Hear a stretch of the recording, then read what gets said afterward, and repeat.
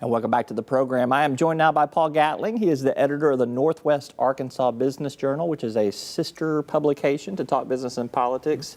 And happy anniversary. You know, it's been a year since we've announced and been together. It's been great working with you. You've done a fantastic job for us and greatly appreciative. So it's been fun. No pressure now. You got to perform today. Let's talk about, there's a lot to talk about out of Northwest Arkansas and really the region and the state as a whole. Let's begin with Walmart, their response to Hurricane Harvey, the fact that they were devastated not only from an employee perspective and a store perspective, but customer perspective as well. They've put $20 million to recovery relief efforts. This is huge. Well, if there's one thing, and Walmart is a lot of things, but if there's one thing that they do, and it's being proactive in times of disaster and natural catastrophes like this. Yes, $20 million. Initially $1 million on Sunday, but then as the scope of the hurricane began to unfold during the week, $20 million, half of that to support Red Cross. In terms of donations by customers. If you and I walk down to Walmart today and donate $20, well, they'll donate $40, up to $10 million there. The other half to Salvation Army and Food America and things like that. They've sent over 1,000 truckloads of materials and almost all of that bottled water through their operations management system. I mean, this is something that they do 24 hours a day, 7 days a week. That's right. I mean, they are skilled at moving goods from one point to another and working around any problem that may be in the way. So a natural disaster like this is just almost something, it's almost a challenge for them. And they're making some of those people available to people on the ground who coordinating logistics, making some of those people who know what to do and how the logistics works, making them available for any help that they might need in that regard. Yeah, okay, so disaster aside, Walmart has been implementing a lot of changes over the last several months. We've reported on it tremendously through the Journal and through Talk Business and Politics. You've got changes in the supplier community. You've got a lot happening with the online retail space and their acquisition mode and their competition with Amazon. What stands out to you the most in terms of what you're hearing on the ground in Northwest Arkansas, particularly from the supplier, the vendor community?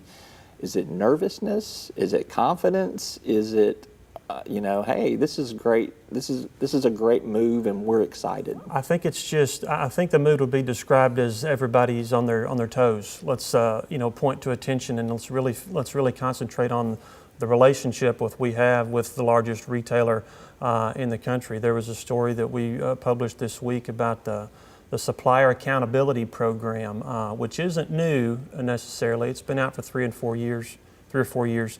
But it's Walmart sent a memo of their way of saying, we need you to pay attention to this a little bit more because we're going to start enforcing some of these penalties. And it's just dotting I's and crossing T's as it relates to the merchandising protocol. I mean, shipping the product with missing paperwork, missing UPC codes, and it's causing extra work for Walmart internally to go back and fix this and cover these things up. And it's nothing major, but it's just little things that cause extra work for Walmart. So the first time is a warning and you get put on this accountability program.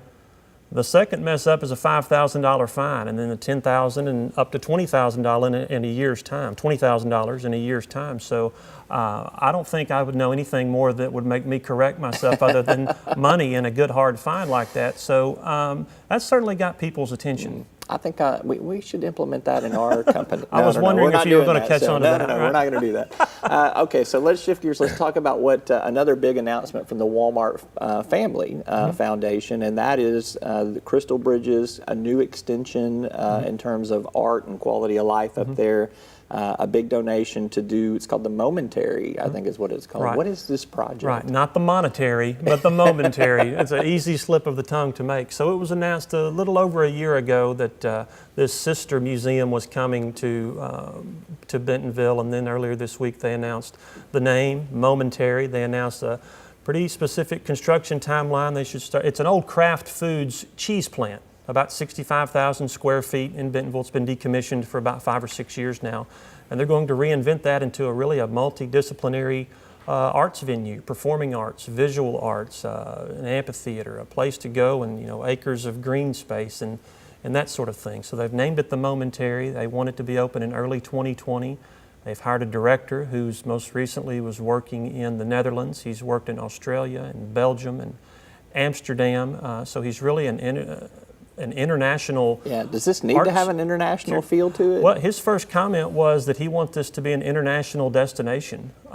So that's just another example of this isn't your grandfather's Bentonville, No. really not your grandfather's Northwest Arkansas. So yeah, people are pretty excited to see some dates and when construction is going to begin on that building and get that project really moving forward. Yeah, it's interesting. All right, another big project, some news that you have reported on, $100 million project in Rogers, which if you look at what's been happening in Bentonville, you look at what's been happening in Fayetteville, and Springdale's had a huge resurgence.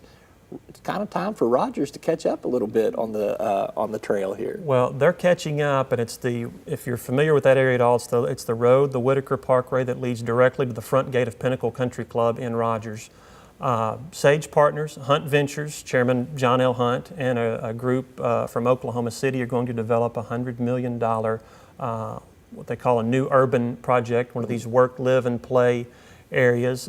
Just now having conversations with the city. I had a chance to visit with Mrs. Hunt last week, and she's so excited, in her words, to really continue the vision of developing that area that her husband. She was very selective about this project. She's had a lot of offers, she said. That's correct. Yeah. That's correct. She wants to make sure that land's about 15 acres. She wanted to develop the land right. And when she saw this plan that these guys presented to her, she just thought, this is it. This is what this area needs. It's not going to look cookie cutter. It's not going to look monolithic in any stretch of the imagination. Very diverse. Right. There are going to be about 290 multifamily units. And when I say multifamily, I talked to one of the developers in Oklahoma City, and he said there are about 30 different floor plans, living plans, that would drive a contractor crazy. But they want everything to look different. In his words, we don't want this to look like Disneyland. So it's going to be a neat project, starting early next year. Okay, so also next year there's going to be a little bit of move on the TV channels between the coaches show, Brett Bielema's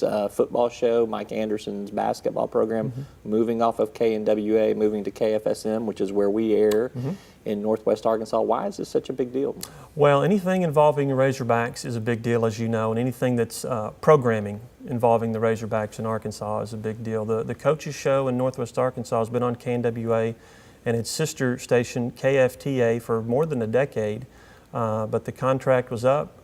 Van Comer is the general manager at KFSM, has been for almost 20 years, told me that he had coveted that coach's show for a long time. So they've signed a marketing agreement that involves a number of things, but it also involves carriage of the coach's show starting next year. No changes this year, but starting next year, it'll be on KFSM on Sunday evenings immediately after the 10 o'clock news. And that was a little bit of a challenge for KNWA at sometimes during the fall. As you know, Sunday night football is on the NBC affiliate, and that can run long. And after the 10 o'clock news, then is their Razorback Nation sports show. So an 11 o'clock scheduled start sometimes turn into 11:45 or maybe even later for people who want to see their Razorback highlights as soon as they can. That wasn't always conducive to viewing. So, well, it's good stuff. Great reporting. Again, just great working with you over the last year. Looking forward to many years to come. Paul Gatling, Northwest Arkansas Business Journal. That is all for today's Talk Business and Politics. Thank you so much for tuning in. We'll see you next time.